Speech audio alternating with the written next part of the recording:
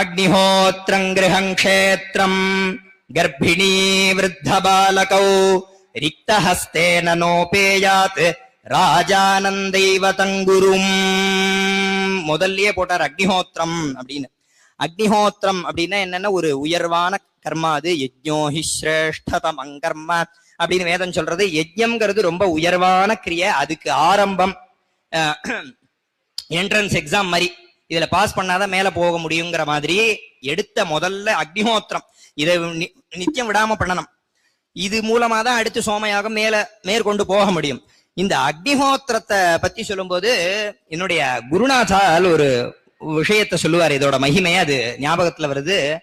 அதாவது நம்ம காஞ்சிபுரத்தோட ஆஸ்தான வித்வான் சேங்காலிபுரம் பிரம்மஸ்ரீ, அதாவது பேரை சொல்லப்படாது, ஆத்மநாம குரோர்நாம நாமாதி கிருபணஸ்ய ஸ்ரேயஸ்காமோ நகிருண்டீயாது ஜேஷ்ட அபத்திய களத்ரயோகோன்னு வச்சனம். தன்னுடைய பேரை சொல்லிக்கப்படாது தானே.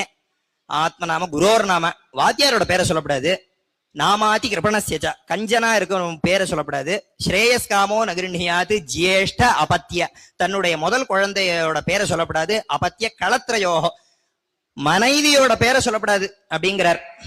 இதுலயே ஸ்திரீகளோட உயர்வு தெரியுது. அவளை பேரை சொல்லி கூப்பிடப்படாதுன்னு. இப்படி இவாளோட பேரெல்லாம் சொல்லப்படாது அப்படின்னு சொன்னாலும் குரும் பிரகாசயே தீமான் நதுமந்திரம் பிரகாசயேத்துன்னார். குரு பிரகாசப்படுத்தணும் அதே சாஸ்திரம் சொல்லிட்டு. அதனால அவ பேரை சொல்றோம். சுந்தரராம வாஜபேயாஜி அப்படின்னு பேரு. அவ சொல்லி கேட்டிருக்கோம். அவளுடைய புத்திராளுடைய யஜ்ஞம் அனுஷ்டானம் போது அடியனையும் அங்க இருக்க சொல்லி அவர் முழுக்க தரிசனம் பண்ண சொன்னார். ஏதோ யதாசக்தி அங்க கைங்கரியம் பண்ணோம். அப்போ அவ விஷயம் சொன்னா அது இப்ப ஞாபகத்துல வருது. யத் பிராஸ்ஞாதி தத்கர்ப்பாணாம் தஸ்மாத் கர்ப்பா அனஸ்யந்தோ வர்த்தந்தே யதாசாமதி அப்படின்னு இந்த அக்னிஹோத்திரம்னு ஒரு கர்மா. அதுல கடைசியில அந்த பயசா பசுகாமஸ்யா தத்னேந்திரிய காமஸ்யா அப்படின்னு இதுக்கு திரவியங்கள்லாம் விதிக்கிறார். அதுல அந்த பாலுங்கிறது உயர்வு. இந்த பால்னால இந்த அக்னிஹோத்திரத்தை பண்ணணும். பண்ணி முடிச்சுட்டு கடைசியில அதை பிராசனம் பண்ணணும். பிராசனம்னா அதை குடிக்கிறது. அதை குடிக்கிறதுனால ஒரு பெரிய பிரயோஜனம் என்ன, இந்த லோகத்துல உள்ள எல்லா கர்ப்பத்துல இருக்கக்கூடிய அத்தனை குழந்தைகளும் நன்றாக வளரும் அப்படின்னார்.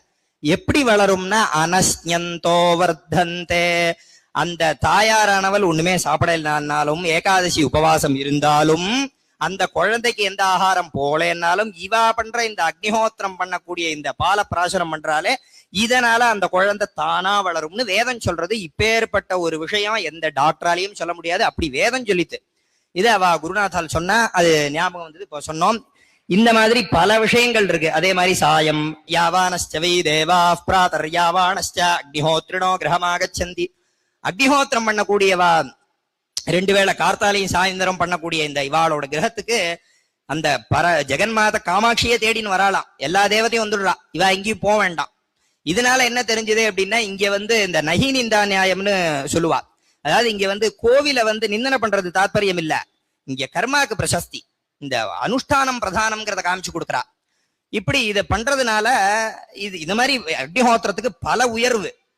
அப்பேற்பட்ட இந்த அக்னிஹோத்திரம்னு முதல் போட்டார். இப்போ ஒரு அக்னிஹோத்திரத்துக்கு தரிசனத்துக்கு போறோம் அப்படின்னா சமித்பாணிஹி ஸ்ரோத்ரியம் பிரம்மனிஷ்டம்னு சொன்ன மாதிரி ஒரு சமித்தாத எடுத்துன்னு போனோம். ஏதாவது சமர்ப்பணம் பண்ணணும். எடுத்துன்னு நம்மளால முடிஞ்சது ஆஜ்யமோ பாலோ ஏதோ ஒண்ணு. அதே மாதிரி கிரகம்னா வீடு. ஒருத்தர் ஆத்துக்கு போனா வெறுங்கையோட வரப்படாது, ஏதாவது வாங்கிட்டு போவான்னு எல்லாருமே சொல்றாளே, அது எல்லாமே சாஸ்திரத்துல உள்ளதுதான். இந்த மாதிரி வெறுங்கையோட போகப்படாது. ஒரு பழமாவது வாங்கிட்டு போனோம், புஷ்பமாவது எடுத்துட்டு போனோம். அடுத்து கர்ப்பிணியை பார்க்க போகும்போது ஏதாவது எடுத்துட்டு போனோம். விருத்த பாலகௌ, வயசானவா, குழந்தேல், இவாளெல்லாம் பார்க்க போகும்போது ஏதாவது நம்மளால முடிஞ்சதை வாங்கிட்டு போகணும். ரிக்த ஹஸ்தேன நோபேயாது, வெறுங்கையோட போகப்படாது. ராஜானம் தெய்வத்தம் குரும், ராஜாவை பார்க்க போகும்போதும் தெய்வத்தோட சந்நிதியில கோவிலுக்கு போறோம்னா ஆத்துல இருந்து புஷ்பத்தை படிச்சு எடுத்துன்னு போறது, இல்ல நம்மளால முடிஞ்ச ஏதோ ஒண்ணு அங்க சமர்ப்பணம் பண்ணணும். அப்படி அங்க வெறுங்கையோட போகப்படாது அப்படிங்கிறது இந்த ஸ்லோகம் மூலமா தெரிகிறது. அடுத்து ஒரு